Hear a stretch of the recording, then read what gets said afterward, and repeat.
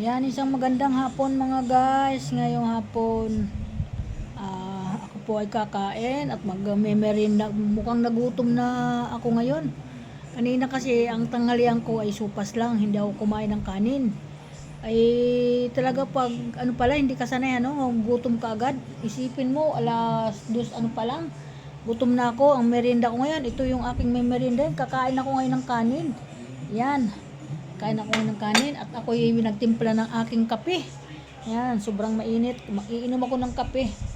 Yan, wala na naman akong magawa ngayon dito sa aking sala, upuan, kaya kakain na lang ako. Mag-isa lang po ako ngayon dito. Wala dito yung aking makasama. Yung asawa ko tulog. Tahimik na tahimik talaga ako ngayon. Oh, mamaya pagbaba niya, sigurado maingay na naman kasi nagising na siya. Pero may merienda naman diyan sa lamisa. May buns dyan na 2 balot, may mga palaman dyan, kakain na lang yun ng buns.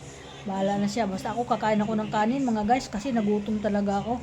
Kasi mamaya akit ako sa taas, mag-ano ako, magpapakain po ako ng mga alaga ko at lilinisin ko na naman yung kanila doon mga tirahan. Ayaw ko po ng marumi na ako, sanay na po ako malinis yung aking kulungan ng mga aking alaga. Kaya yan, maraming salamat sa lahat ng mga guys. Ito po ako ngayon, magmerienda muna. Yan, medyo nagpapahinga. Maraming salamat po. Sa lahat po, ingat. Thank you. Sa mga anak ko, ingat po kayo mga anak. Huwag po kayong masyado ulan ngayon. Magpapaulan. Magdala ng payong. Kaya yan, maraming salamat. Sa mga apo ko, lagi magdala ng payong sa pagpasok ha.